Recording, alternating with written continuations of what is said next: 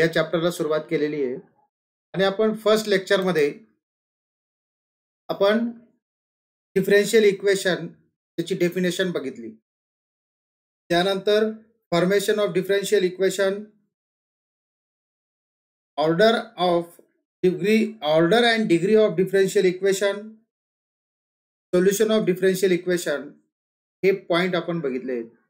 Now the next point is the types of differential equation.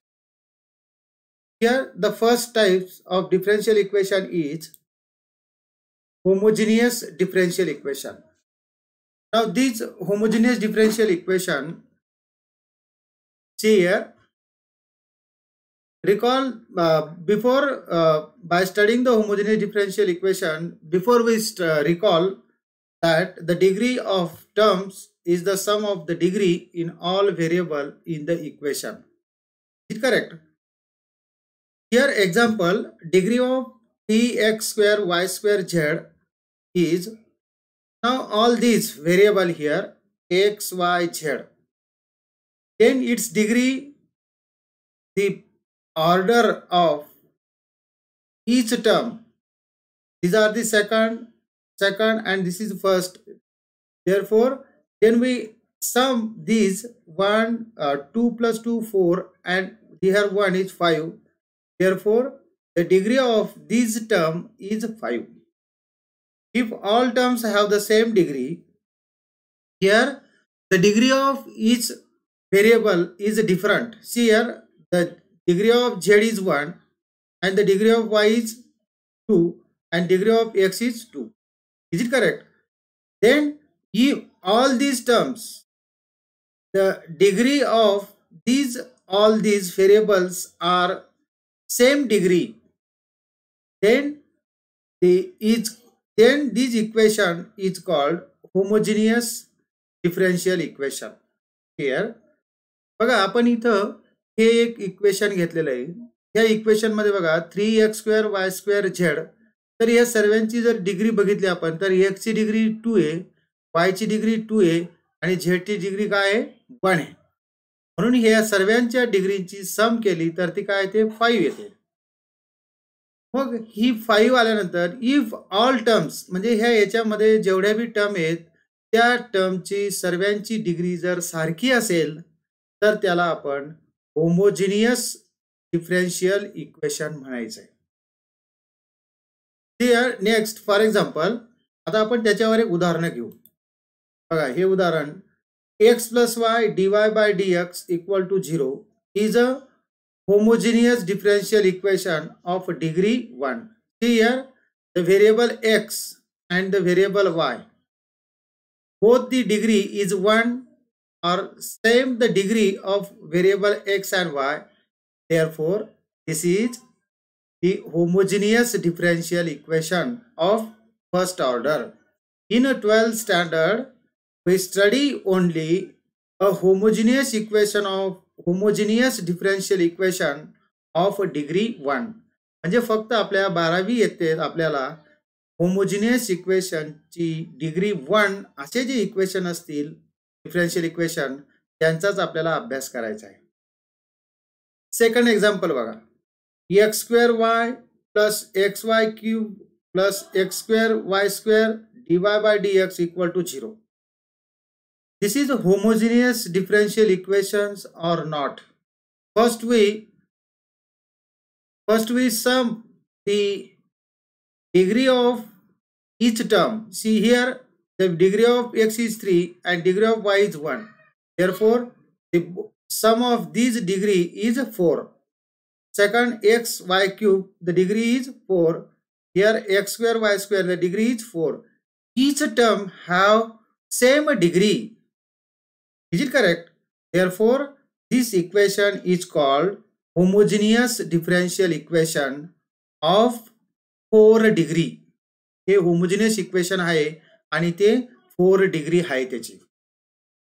मग throughout टर्मची degree जर सारखी असेल, ते टर्मची प्रत्येक व्हेरिएबलच्या डिग्रीची सम करायची आणि प्रत्येक टर्मची जर डिग्री सारखी येत असेल तर त्याला आपण होमोजिनियस डिफरेंशियल इक्वेशन असं म्हणतोय. बघा next example 3 x dy by dx plus x square y equal to 0. See here the degree of x is 1 and here the degree of this term x square x is 2 and y is 1. Therefore 2 plus 1 is 3 and here the degree of x is 1. Here there is no degree of each terms is not equal to same. Therefore such types of equation is not a homogeneous differential equation. In equation 4th xy, here the degree of x is 1 and degree of y is 1. 1 plus 1 is 2. Here 2, here 1. Therefore this is not a homogeneous differential equation. कारण इथं हे homogeneous differential equation नाही. बघा equation 3rd and 4th are not homogeneous differential equation. ते equation 3रं आणि 4थं हे homogeneous differential equation नाही. To solve the homogeneous differential equation, use the substitutions y equal to vx or u equal to vy. जे आपल्याला homogeneous equation of first degree हेच solution काढायचं असेल तर आपल्याला काही सबस्टिट्यूशन करावं लागेल. म्हणजे y equal to vx काढा, vx पुट करा किंवा u equal to vy put करा. बघा मग आता आपण सॉल्व एक्झाम्पल घेऊ. बघा फर्स्ट एक्झाम्पल दिलेलं आहे. इथं प्रत्येक टर्मची डिग्री सेम आहे. बघा x square plus y x cube plus y cube dy equal to 0. Second, x dy by dx equal to x tan x multiplied by tan y divided by x plus y. Next, like this. Correct. By the first x square dx minus x cube plus y cube dy equal to 0. See here, this first equation. आता पहिल्या इक्वेशनचा आपल्याला homogeneous differential equation आहे तर त्याचा आपल्याला solution घ्यायचं आहे. तर सोल्युशन घेताना पहिल्यांदा डिफरन्शियल इक्वेशन कन्सिडर करायचं आणि त्याला इक्वेट करायचे म्हणजे त्याला सिम्प्लिफाय करायचं. ते त्याला पहिलं इक्वेशन म्हणायचं. आता पहिलं इक्वेशन का म्हटलं आपण त्याला इकडे लक्ष द्या. dx डिवाइड बाय dy किंवा dy डिवाइड बाय dx असं फाइंड केलेलं आहे आपण त्याला. म्हणून याला इक्वेशन फर्स्ट म्हणायचं. त्यानंतर this is a homogeneous differential equation म्हणून त्याला होमोजेनियस डिफरन्शियल इक्वेशन म्हणतो. मग म्हणून होमोजेनियस डिफरन्शियल इक्वेशन असेल तर सबस्टिट्यूशन्स करायचं म्हणजे put y equal to vx. त्याला equation second. Then differentiate this with respect to x. Derivative of y is dy by dx. Then we apply here the derivative of product u into v. u derivative of v, the x derivative, the v plus derivative of x is 1 plus x derivative of v with respect to x dv by dx. म्हणजे इथं derivative of product चा rule वापरायचा, rules of differentiation मधला. त्याला equation third म्हणायचं. From equation put equation first, second and third in equation first. बघा equation first आपण dy by dx हे काढलेलं आहे. बघा इथं हे dy by dx याची टर्म टाकली आपण. dy by dx म्हणजे काय आहे v plus x dv by dx. त्यानंतर जिथं y असेल तिथं काय करणार आपण vx टाकणार आहे. म्हणजेच बघा इथं y होता एक y होता म्हणून इथं काय झालं vx x square plus v cube x cube या पद्धतीने. बघा सुरुवातीला आपलं इक्वेशन थोडं इथं एक जर बघितलं तुम्ही तर ह्या इक्वेशन मध्ये इथं y सुटलेला आहे आपल्याकडून. इथं y पाहिजे. x square multiplied by y म्हणजे डिग्री दोघांच्या काय येतील दोघांची ऍड केली तर आपण y ची डिग्री 1 आणि x ची डिग्री 2 म्हणजे 2 + 1 म्हणजे 3. इथं पण 3 आहे इथं पण 3 डिग्री आहे म्हणून याला होमोजेनियस डिफरन्शियल इक्वेशन म्हणायचं. ते इथं x square multiplied by y आहे हे लक्षात घ्या सर्वांनी. हे प्रिंटिंग मिस्टेक झालेली आहे. बघा आपण इथपर्यंत गेलो त्यानंतर बघा इथं y पुट केला minus x cube plus y cube आहे म्हणून y ची किंमत काय आपली vx क्यूब x क्यूब आणि हा dy बाय dx तो फाइंड केला होता आपण. हे इक्वेशन या पद्धतीने आलेलं आहे. मग इक्वेशन सॉल्व करायचं आता. Dividing by X cube we get, दोघं बाजूंना एक्स क्यूबने डिवाइड करायचं. बघा V minus 1 plus V cube V plus X DV by D x equal to 0. इथं -1 ने मल्टिप्लाय करायचं. इथं मायनस हा ब्रॅकेट ह्या 1 ने याला मल्टिप्लाय करायचं. 1 मल्टिप्लाइड बाय व्ही मायनस आहे म्हणून हा minus V. -1 multiplied by plus minus minus. आता ह्या मायनस साईन होईल याची सुद्धा. Minus V cube multiplied by V V raise to 4 minus V cube multiplied by this minus V cube X D by D x equal to 0. ह्या मायनसने याला जर multiply केलं तर काय होईल, हा मायनस होईल आणि हा मायनस होईल. म्हणजे ह्या दोघांनी ह्या ब्रॅकेटला मल्टिप्लाय करायचं. ते आपल्याला सिम्प्लिफाय करता येईल. Collect DV by D X. DV by D एक्सच्या टर्म एका ठिकाणी घ्यायच्या. बघा इथं डीव्ही बाय डी एक्स हे DV by D X minus sign common आहे. मायनस एक्स कॉमन काढला. बघा इथं मायनस एक्स आहे, इथं मायनस एक्स आहे. दोघं कॉमन काढला तर इन ब्रॅकेटमध्ये काय राहणार आहे, तर व्ही क्यूब आहे. 1 plus V cube DV by D X आणि इथं बघा V minus V raise to 4. तर V minus V raise to 4 आहे इथं. हा व्ही रेस टू 4 हा प्लस येतो इकडे, त्यांना काय झाला मायनस झाला आणि हा मायनस व्ही आणि हा प्लस व्ही कॅन्सल झालेला आहे. बघा इथं मायनस एक्स हा उजव्या बाजूला घेतलेला आहे. 1 plus V cube DV equal to V cube. आता व्ही रेस टू 4 आहे तो डिवाइड झालेला आहे इकडे आणि हा इकडे डीएक्स डिवाइड आहे इकडे मल्टिप्लाय झाला म्हणून DX divide by minus X. या पद्धतीने असं ज्यावेळेस लिहितो त्यावेळेस आपल्याला variable in RHS is only V is and LHS is only V. च्या टर्म फक्त LHS ला आहेत आणि RHS ला 1 च्या टर्म आहेत. बघा विथ रिस्पेक्टिव्ह एक्स आहेत आणि इथं विथ रिस्पेक्टिव्ह व्ही आहेत. Therefore this equation is called as variable separable form. हे व्हेरिएबल सेपरेबल फॉर्म इक्वेशन आहे. Then integrate. आता हे इक्वेशन 1 plus V cube divide by V raise to 4 होतं म्हणून व्ही रेस टू 4 सेपरेट केलेला आहे आणि हा डीएक्स बाय डीएक्स हा RHS ला होता मायनस, तो LHS ला घेतला प्लस झालेला आहे equal to 0. Then integrating both side with respective V with respective X. Then we get integration घ्यायचं. 1 divide by V raise to 4 म्हणजे काय, V raise to minus 4 DV plus integration of V cube मधून हा V raise to 4 मधून हा V cube गेला 1 divide by V राहिला आहे plus integration of dx by X equal to C1 हा कॉन्स्टंट घेतला आहे इंटिग्रेटिंग कॉन्स्टंट. याचं इंटिग्रेशन घेतलं तर काय येईल, V raise to minus 3 divide by minus 3 plus. आता बघा व्हीचं डेरिव्हेटिव्ह घेतलं तर न्यूमरेटरला काय 1 आहे म्हणून F dash X divide by F of X म्हणजे लॉग व्ही प्लस. सेम पद्धतीने इथं एक्सचं डेरिव्हेटिव्ह घेतलं तर न्यूमरेटरला आहे म्हणून F dash X divide by F of X is X. Therefore log x equal to C1. त्याला सिम्प्लिफाय करायचं. मग आता बघा log v plus log x log a plus log b means log a multiplied by b. a आणि b काय इथं, a हा v आहे, x b हा x आहे म्हणून log a multiplied by b. Rules of logarithm equal to C1 plus हा part इकडे घेतलेला आहे, हा मायनस आहे तर इकडे त्यांना काय झालं प्लस झालेला आहे. त्यानंतर लॉग वाय. बघा लॉग वाय म्हणजे Vx म्हणजे काय y आहे म्हणून इथं y टाकला आहे.